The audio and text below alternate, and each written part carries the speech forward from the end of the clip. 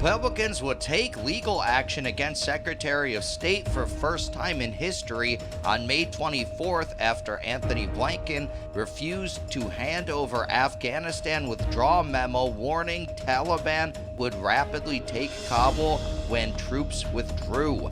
Let's dive into the details, shall we?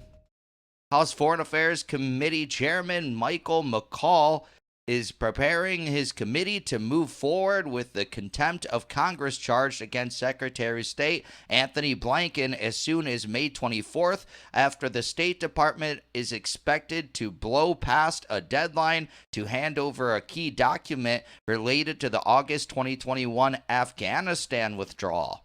The committee is specifically seeking a classified dissenting cable that U.S. State Department employees sent prior to the Taliban's takeover on July 13, 2021.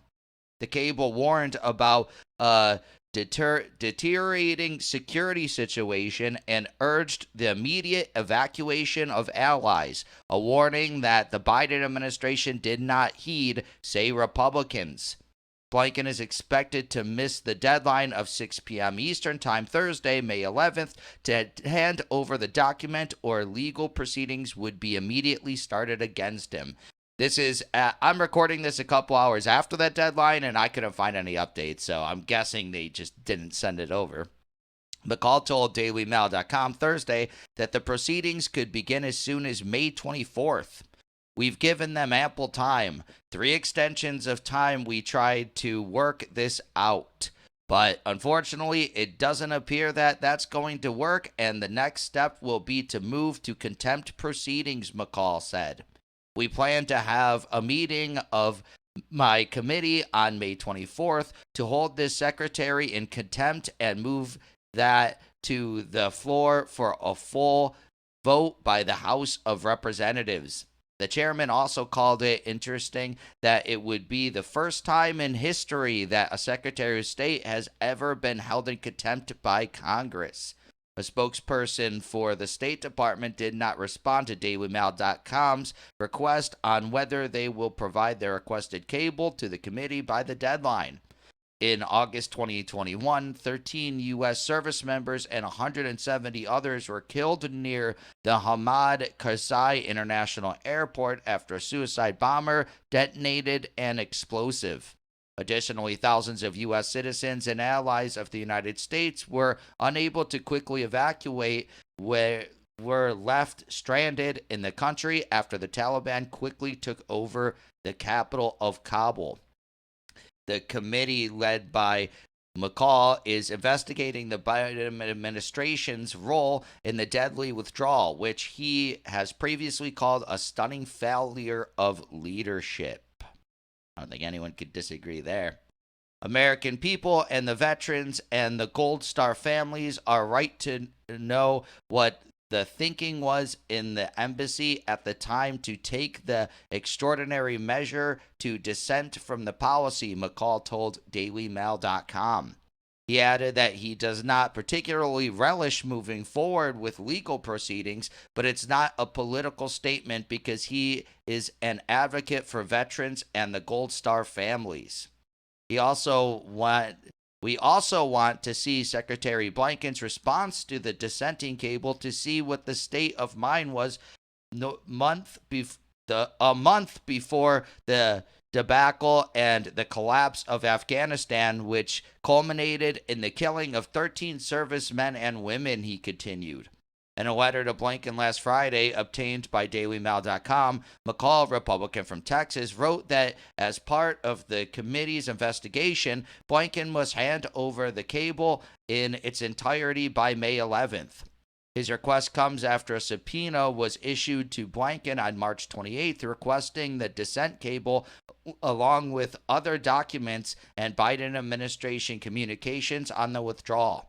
The department provided an April 27th classified briefing, which Republicans on the committee have said did not fulfill the many demands they outlined. A State Department spokesperson slammed the move by McCaul in a statement last week.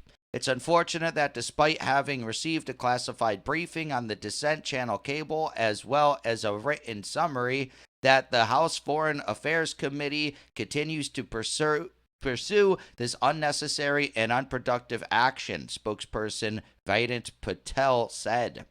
Nevertheless, we will continue to respond to appropriate oversight inquiries and provide Congress the information it needs to do its job while protecting the ability of State Department employees to do theirs, Patel added in a statement.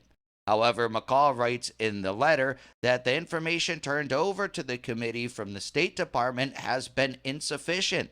The department provided the committee a roughly one-page summary of the dissent cable, as well as a summary of the department's official response that was just under 1 page in length, says McCaul.